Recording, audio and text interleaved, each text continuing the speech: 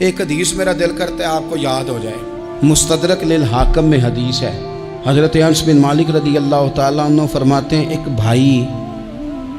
حضور کی بارگاہ میں بیٹھا رہتا تھا، نکما نہیں تھا، شارحین حدیث کہتے ہیں کہ کسی مجبوری سے وہ کام نہیں کر پاتا تھا، یا کرتا تھا تو کام آگے نہیں چل پاتا تھا، ذہنی صلاحیت ہی شاید زیادہ نہیں تھی۔ یہ حدیث مشکات میں بھی موجود ہے، مستدرک للحاکم میں بھی موجود ہے۔ حضرت انس بن مالک رضی اللہ تعالیٰ عنہ فرماتے ہیں وہ حضور کی بارگاہ ناز میں بیٹھا رہتا تھا، اس کے بھائی نے آ کے شکایت کی، یا رسول اللہ صلی اللہ تعالیٰ علیہ وسلم، یہ کوئی کام ہی نہیں کرتا،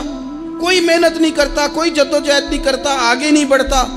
مجھے اس کی ضروریات کی کفالت کرنی پڑتی ہے، مجھے جدوجہد کرنی پڑتی ہے، مجھے اس کے معاملات کا خیال رکھنا پڑتا ہے، آپ اسے سمجھائیں۔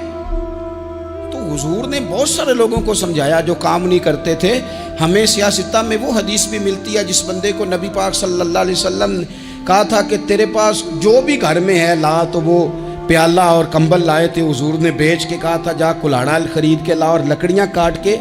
تو بیچ کے اپنا اور اپنے گھر والوں کا پیٹ پال۔ یہ ساری باتیں اپنی جگہ پر یہاں نبی پاک نے ایک روحانی مسئلے کا حل بھی بتایا۔ اللہ کے محبوب علیہ السلام سے عرض کی حضور یہ یہیں بیٹھا رہتا ہے اور سارے ہی کام مجھے کرنے پڑتے ہیں۔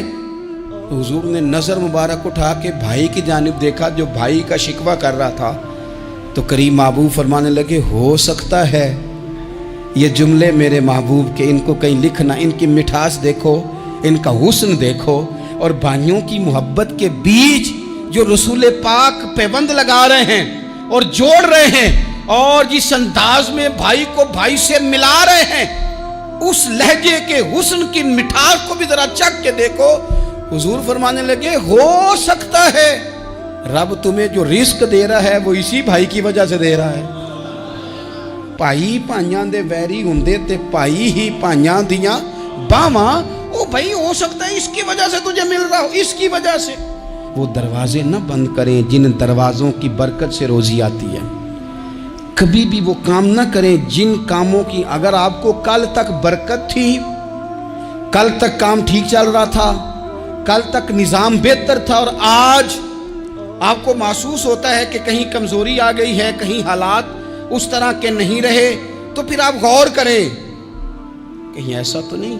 کسی غریب کا آپ کے گھر سے رزق جاتا تھا اور آپ نے بند کر دیا، کسی کی مدد ہوتی تھی آپ نے بند کر دی، کسی کے ساتھ شفقت ہوتی تھی آپ نے بند کر دی، کوئی شخص آپ کی وجہ سے تسلی میں تھا اور پھر آپ نے اسے تکلیف میں ڈال دیا۔ اللہ کے محبوب نے فرمایا تمہارے کمزوروں کی وجہ سے تمہیں رزق دیا جاتا ہے، تمہارے ضعیفوں کی وجہ سے تمہیں رزق دیا جاتا ہے۔ تم نے تو ایک بندہ یہ کہہ کے نکال دیا کہ جا تیری تنخواہ میں نہیں دے سکتا، لیکن کیا پتا کہ اس کی تنخواہ کی وجہ سے ہی باقی سارا کچھ بھی آتا ہو، کیا پتا کہ اسی کے سبب سے اللہ انعام فرماتا ہو۔ لہٰذا ان روحانی مسائل کا بھی تھوڑا سا خیال کریں۔